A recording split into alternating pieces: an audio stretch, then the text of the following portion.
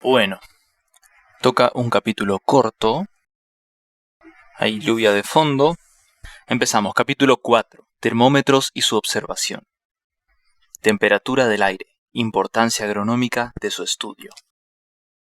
El estudio de la temperatura del aire es muy importante por ser esta y sus variaciones la causa inicial de un gran número de fenómenos meteorológicos.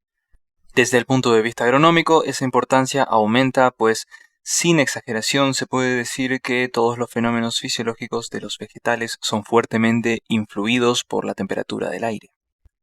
En general, todo fenómeno es posible solamente dentro de ciertos límites de temperatura. Por ejemplo, el crecimiento de plantitas de maíz solo se produce entre los 2 grados y 48 grados Lehenbauer. Para cada fenómeno en general existe una temperatura dada en la que se produce con mayor rapidez, temperatura óptima. Por ejemplo, para el crecimiento de las plantitas de maíz a 32 grados, para la maduración de trigo 19, de temperatura media, etc. La temperatura se encuentra entre los principales factores que afectan a la propagación y desarrollo de enfermedades en los vegetales. Las temperaturas óptimas son variables para los distintos fitopatógenos. En el caso de la peronóspora, no puede llamarse peronóspora,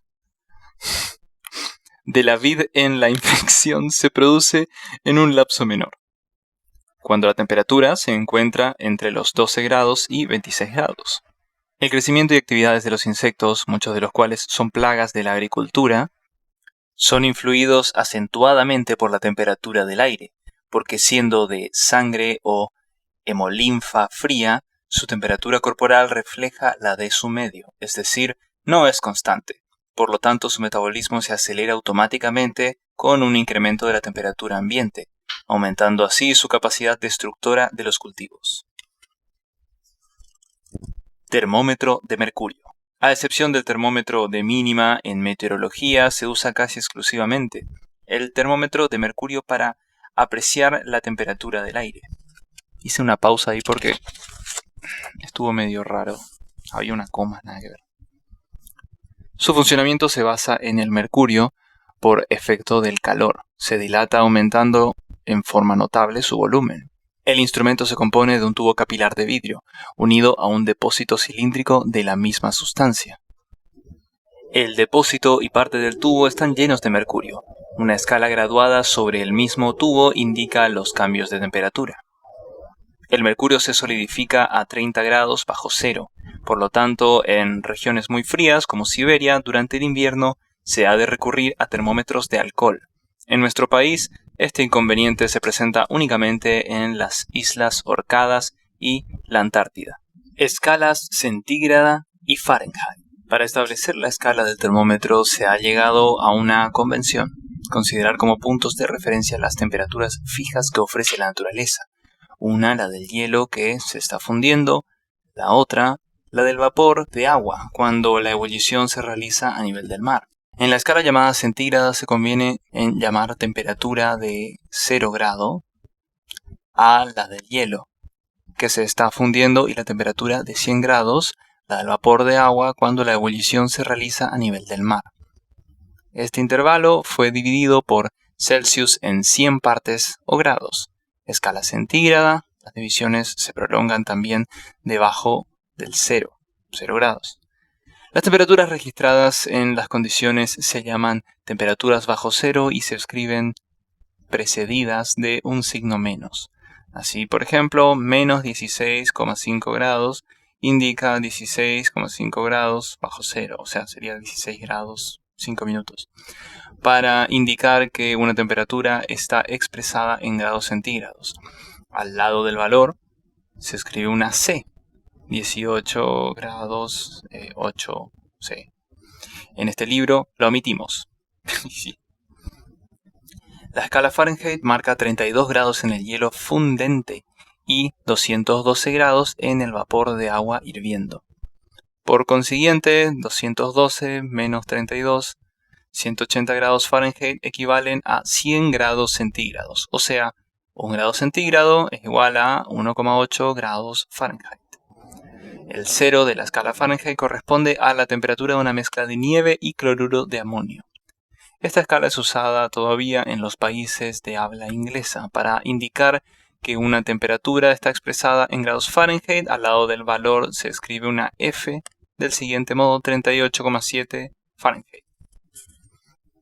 Para reducir grados Fahrenheit a grados centígrados se les resta 32 y se divide el resto por 1,8. O sea, se toman los 5/9 del resto. Instalación de los termómetros. Para tomar la temperatura del aire son necesarias varias precauciones. 1. La temperatura del aire se debe medir poniendo en su contacto el depósito de un termómetro, pero como a la vez los objetos que se hallan cerca le están transmitiendo calor por radiación, especialmente reflejando los rayos solares, hay que evitar en lo posible que lleguen al termómetro esas radiaciones. Para ello se coloca el termómetro en el centro de una garita de madera pintada de blanco. 2. Dado que el calor que posee un volumen de aire es mucho menor que el que posee el mismo volumen de mercurio, es necesario que muchos volúmenes de aire se pongan en contacto con el termómetro, para que éste pueda acusar cualquier aumento en la temperatura del aire. Por ello es que la garita debe ser bien ventilada y todos los lados de la misma, menos el techo, ser de doble persiana. Además, la garita debe estar situada en un lugar donde circule libremente el viento. Los instrumentos para medir el vapor de agua y algunos de los usados para registrar la evaporación también se ubican en la garita o abrigo meteorológico. 3. La superficie terrestre, al calentarse por efecto de la radiación solar, se transforma en la principal fuente de calor para el aire. El aire adquiere su temperatura fundamentalmente por dos causas. A. Por contacto directo con un suelo más frío o más caliente. Esto ocurre con una delgada capa de aire sobrepuesta al suelo. B. Por el efecto de mezcla que realiza el viento en sentido horizontal y vertical de masas de aire a distintas temperaturas. Esta acción varía con la altura sobre el suelo. Por todo esto se ha convenido en situar todos los termómetros a 1,5 metros de altura, para obtener datos comparables entre los distintos observatorios. Condiciones de un buen termómetro. Un buen termómetro debe ser sensible y exacto. Un termómetro es sensible, es decir, indica rápidamente pequeñas variaciones de temperatura cuando 1. El depósito tiene una gran superficie en relación a su volumen. Por ello, se deben evitar los termómetros con depósito o bulbo esférico. 3. El depósito es de paredes bien delgadas. 4. El volumen del depósito es más bien pequeño. B. Un termómetro es exacto cuando 1. El tubo está bien calibrado, o sea que en todas partes el área de la sección es la misma. 2. Los puntos fundamentales de la escala 0 y 100 están bien determinados. 3. La subdivisión de la escala es correcta. 4. La escala está grabada sobre el mismo tubo de vidrio. Precauciones para efectuar lecturas correctas. 1. Los rayos solares no deben incidir sobre el termómetro. Por esta razón, en nuestro hemisferio austral, la puerta del abrigo meteorológico debe estar orientada hacia el sur. 2. El depósito del termómetro debe estar completamente seco al efectuar la lectura. El observador debe contener la respiración a fin de efectuar el calentamiento de aire que circunda al termómetro. 4. La visual del observador debe ser dirigida perpendicularmente al tubo del termómetro, en el punto donde termina la columna mercurial.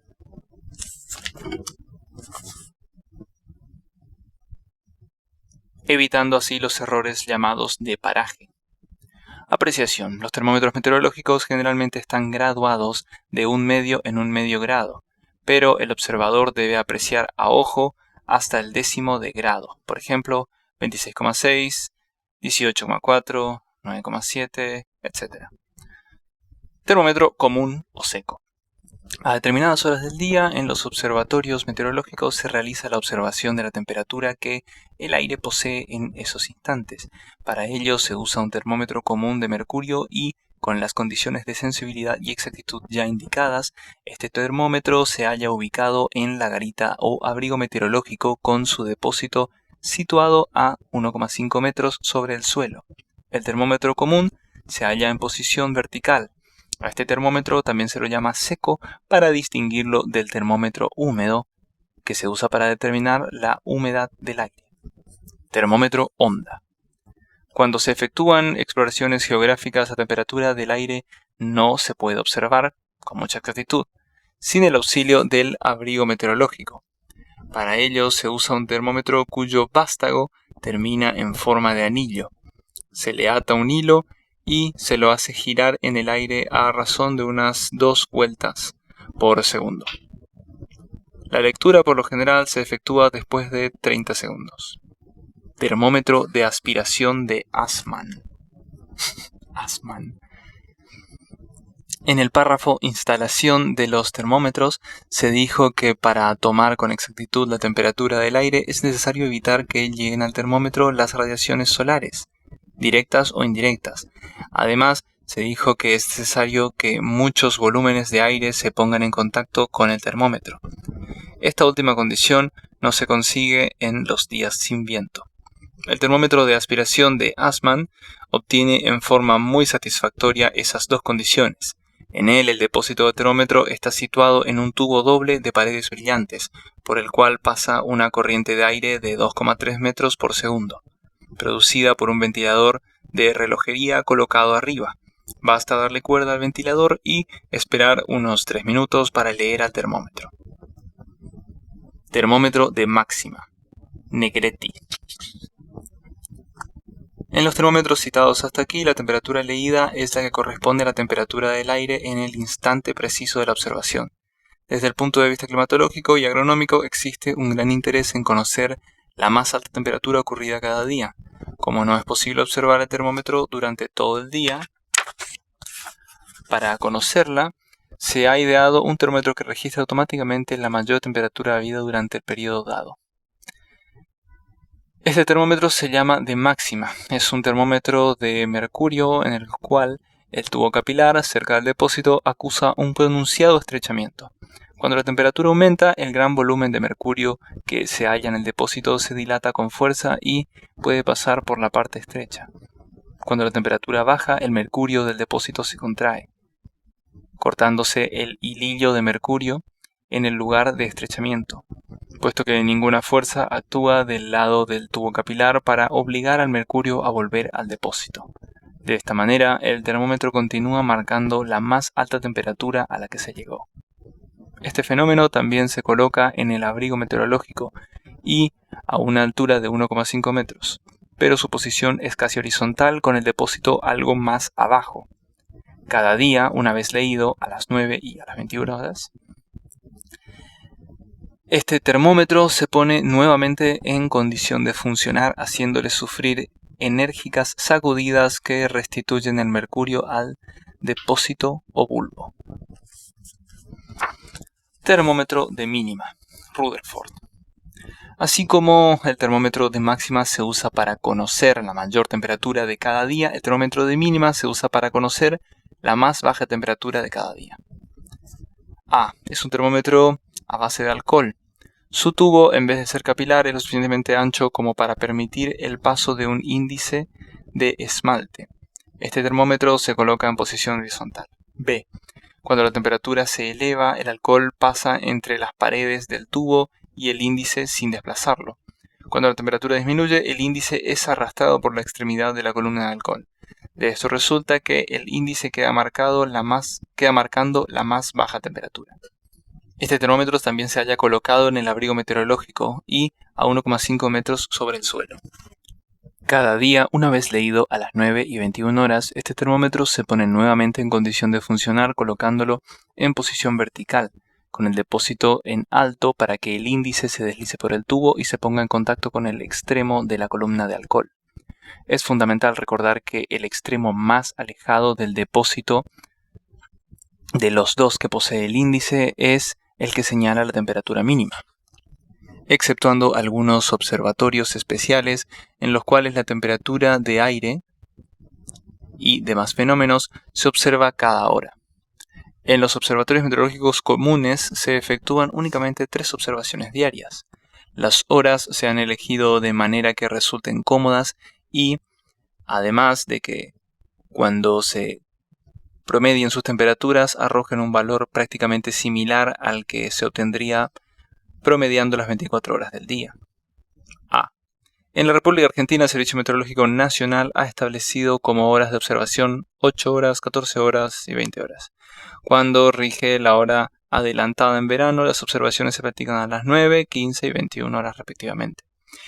Según se ha dicho, tanto el termómetro de mínima como el de máxima se leen y ponen nuevamente en funcionamiento a las 9 y 21 horas cuando se rige la hora adelantada. Terminó el capítulo. Bueno, suscríbete, bla bla bla, etcétera. Chau.